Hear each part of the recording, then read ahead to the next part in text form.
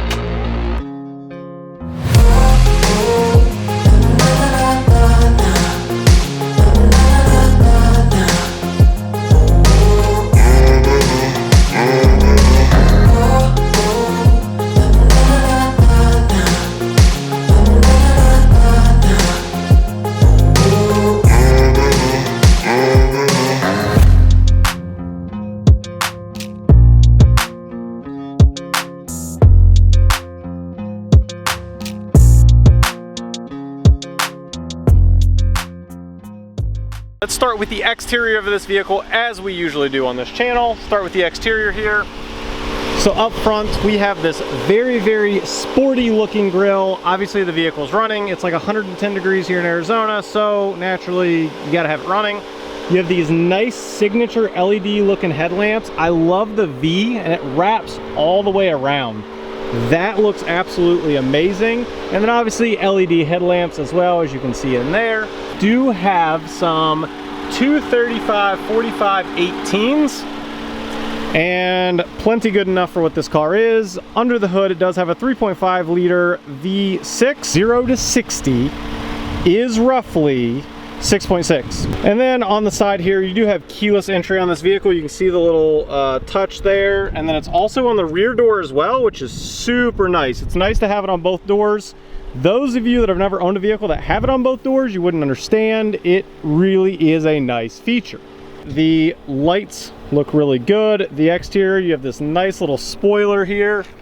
Gives it some texture, some depth. I really like it. You can see right here in the rear, it does have dual exhaust, which I am always a fan of dual exhaust. I don't know about you, but I really like it. While we're in the rear, this vehicle has a button right underneath here. You just press it, and it is a power trunk. Oh my goodness, is that nice? I absolutely love a power trunk. And the trunk is absolutely a monstrosity of a trunk. You could fit probably at least 2 to 3 golf bags back here and still have a little bit of room. So maybe in one of the future videos with this car, we will do a golf bag test in this so you have an idea. Up here, you just shut the trunk with the touch of a button. That pretty much wraps up the exterior looks of this vehicle. Let's step into the back seat before we get to the front. And then after that, obviously we'll go on a drive. For those of you that know this channel, we are pretty routine with the reviews. Without further ado, let's jump in this back seat. The first thing that you notice right off the rip is you have these sunshades right here, even for the little window and then the big window as well. That is pretty classy. And looking at the door panel, this is all really soft touch. You have like a black wood grain, which looks really nice. The speakers have a good texture to them with a nice bezel around it. Speaker system upgraded. I will show you the sticker so you can go through all the stats of this vehicle before we jump to the front seat. What I love is this wood grain look. Like, I think that just looks incredible. Tell me what you guys think. Comment below if you really like that or not. I absolutely love it. It's all really soft touch as well. And then let's do the test of stepping into the vehicle. Switching hands here for you guys. Holy room. There's so much room. Wow, that's actually really impressive. Like, I'm 5'9", not real tall, but you can see here, tons of leg room. And then up here at my head, I'll do the best I can, there's at least 2.5, 3 inches of leg room, at least. So that's pretty good. And I'm like sitting upright. So yeah, there is plenty of space. Even my wife just actually sat next to me. She's taller than me, like 5'10", 5'11", somewhere in there. And you can see even her leg room is plenty right there. And even sitting like this, our shoulders are not even close. That's what you want in a vehicle like this. I'm very impressed. The leather is also really, really soft, which is also a good thing. Down here, you do have just a couple of little power outlets, as you can see there. USB-Cs, 2 of them, and then just your standard like cigarette lighter. Without further ado, let me show you the window sticker, and then let's jump up to the front seat here. All right, as you can see here, the 2022 Lexus ES350 Ultra Luxury, built in Kentucky. And you can see the total price right there. And we move up. These are some of the options on this vehicle. I'll let you pause it for yourself. Now, as promised, let's step up to the front before we take this thing on a drive. And again, you have the same replicated look on the door panel. You have 3 settings for memory seating. You have another nice speaker bezel. You have your standard switches right here. And then all of your mirror adjustments, as you can see there. Now, as we step in, we're greeted with a nice Lexus badge, as you can see, which looks nice and classy. You have a plethora, yes, I said plethora, adjustments for your seat, which is, you know, that's a good thing. Then tucked all the way down here, you do have your gas cap and then your power trunk. Moving up, you can select your cameras for the middle screen over there. And then this is just information for in the center screen. And stepping into the POV, as you can tell here, this is what you're greeted with. This is what it looks like to look around at my exact eye level. And it's really, really nice. Everything is soft touch, and I mean really soft touch, with the exception of obviously wood grain, which is a really nice touch. It looks great. I'm not sure if I can get it to show on camera or not. But long story short, moving over, the 2 big things that you're obviously notice right off the rip is the nice large touchscreen, which you can also use with the pad there. Or you are also greeted with this display right here. It's all digital on the left, digital in the middle, and then on the right you have some analog information there, such as your fuel and temperature. And then moving up, you do have heads-up display, as you can see there, which is a really nice display. I want to say it's like 10 inches, which is really nice. It's really clear as well. And then if we take it into reverse, that is the view you get. Moving down a little bit further, you do have all of your controls here for dual climate, which is super nice. And then you do have this nifty little knob here. And what I mean by that is you'll see it's layered, right? So the front is the volume and the bottom is actually to change next track or radio station or whatever you are on. That's super nice. It takes up no extra room and you get functionality. That is great. Now, moving our way down here, underneath, you do have cooled seats, 3 levels, heated seats, 3 levels, and your heated steering wheel does have 2 settings, as you can see there. And working our way back, you do have this nice little trackpad here to control up there, as you can see. And then moving down, you do have this nice, really deep cup holder, but you can also press this. As you can see there, it has this little pad down there, which is super nice because it allows you to have a shallower cup or a deeper cup. It's completely optional there, which is nice. Moving our way back to the center console, again, you have this wood grain look, which is really nice. And then a really nice design here. You can open it from this side, right? Party trick. Or There's a button on this side, you press that and it opens on that side. So, dual opening center console, that's nifty. And then on the steering wheel, you do have adaptive cruise control, which you can see there. That's how you control it for how far or how close you want to be. This is your lane centering, and then all of your cruise control options. This is your mode, and then obviously seeking. Over here is all of your different menu type items and your volume or voice command, which I don't know who uses that. Maybe you do. If you do, there it is. And then last but not least, looking at the actual seats, I think they look amazing. Usually I don't like a brown interior, but I'm going to tell you something. Lexus did it right. I think it looks great, especially with the two-tone, the extra little stitching details. It looks really, really nice. The one last thing I want to add about the interior is the steering wheel is telescopic with this little button here, which is very nifty. Without further ado, let's get this car on the road and let's see how it rides. I am used to sports cars more than anything. You've seen a variety of all kinds of things on my channel, but what I personally own, for those of you that are new to the channel, and I know there's a lot of new subscribers that join us, like you right now, and I own an Audi R8 gated manual 2008, and I own a C7 Z06. I own a couple of Camaros, and then I own a Volkswagen Arteon, which is more of my grandpa mobile, if you will. And then the wife daily drives a Kia Optima, which is fully loaded EX. So those are the vehicles we have. Now, none of those per se are like a real luxury type vehicle. Obviously, this is that segment. This is a luxury type vehicle. And right off the bat, just looking at the interior on this thing, you can tell that it's next level. I mean, just the way that all the materials are soft touch. The thing that really did it for me, even looking at it, was that I already showed you, was the wood grain like on the center console and on all the door panels. That is like next level. I've actually personally never seen that before. It's the first time, and it looks so realistic, and it looks so good, and it's so soft, which is nice. That's right off the rip. I mean, that's as soon as you get in this thing, you're like, wow, okay, this is good.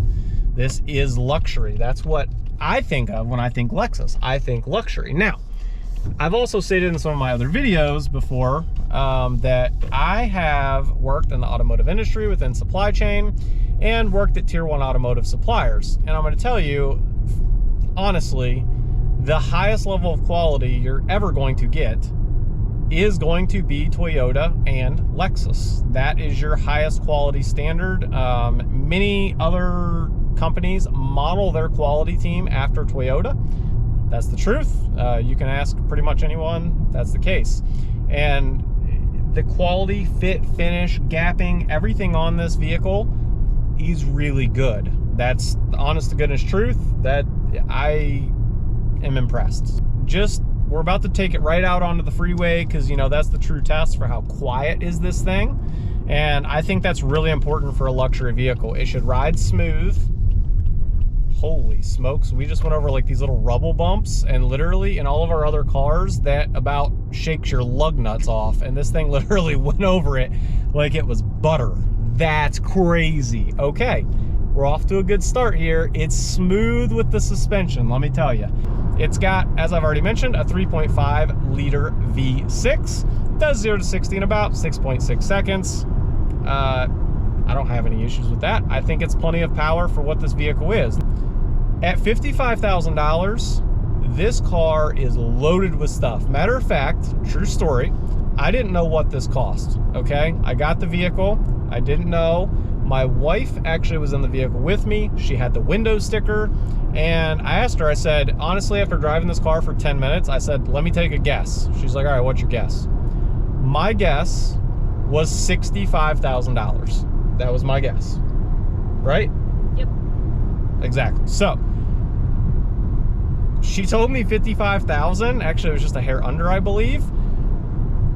I was thoroughly impressed for $55,000. Don't get me wrong, that's a lot of money. I know that, but you're getting a lot of bang for your buck in this car. Now, a lot of the features I've already gone over on the interior, but just to elaborate on that, like while I'm driving, it's super quiet.